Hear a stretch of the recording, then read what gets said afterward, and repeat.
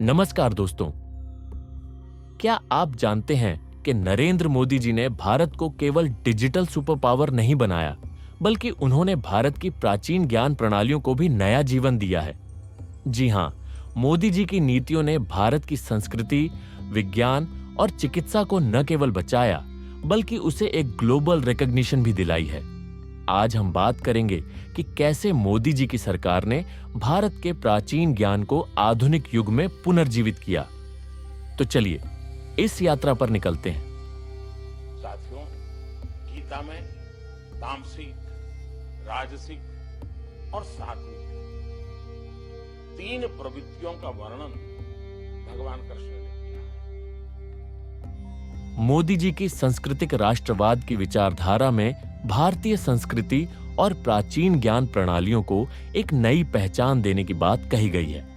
उनका मानना है कि हम अपने प्राचीन ज्ञान से दुनिया को न सिर्फ इंस्पायर कर सकते हैं, बल्कि उसे समृद्ध भी बना सकते हैं। सबसे पहले मोदी जी ने योग और आयुर्वेद को पूरी दुनिया में प्रमोट किया।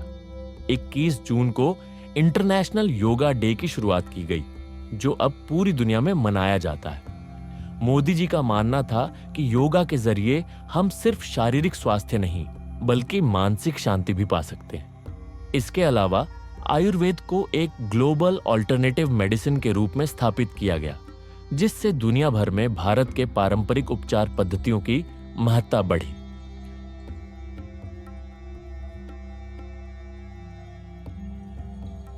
मोदी जी ने स्टार्टअप इंडिया और मेक इन इंडिया जैसी योजनाओं के तहत पारंपरिक भारतीय उद्योगों को नया जीवन दिया। इन योजनाओं का उद्देश्य था कि युवा भारत अपनी पारंपरिक कला, शिल्प और उद्योगों को आधुनिक तकनीक के साथ जोड़कर उन्हें ग्लोबल मार्केट में स्थापित करे।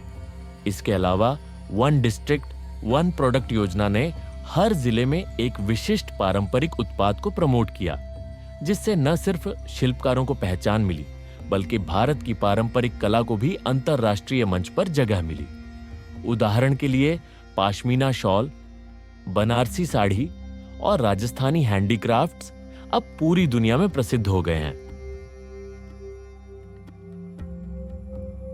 आयुर्वेद को लेकर मोदी जी का दृष्टिकोण बहुत स्पष्ट था।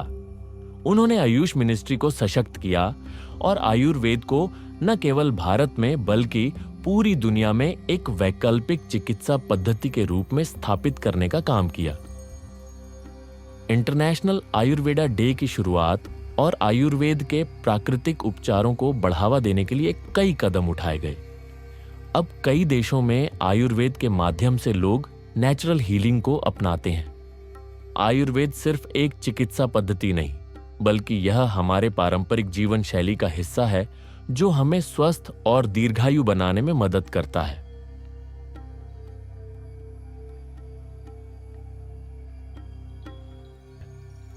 भारत की प्राचीन वास्तुकला, जो न केवल कला का उत्कृष्ट उदाहरण है, बल्कि पर्यावरण के प्रति भी जिम्मेदार थी, उसे मोदी जी की सरकार में नए सिरे से अपनाया गया। स्मार्ट सिटीज प्रोजेक्ट के तहत मोदी जी ने आधुनिक इमारतों और शहरों को बनाने के लिए भारतीय पारंपरिक वास्तुकला के सिद्धांतों को ध्यान में रखा। वास्तुशास्त्र और स्थापत्य जैसे प्राचीन ग्रंथों से प्राप्त ज्ञान के आधार पर अब हम ऐसी इमारतें बना रहे हैं जो पर्यावरण के अनुकूल हैं और एनर्जी एफिशिएंट भी। एक बेहतरीन उदाहरण है कोची इंटरनेशनल एयरपोर्ट, जो पूरी तरह से इको फ्रेंडली और भारतीय वास्तुकला के सिद्धांतों से प्रेरित है।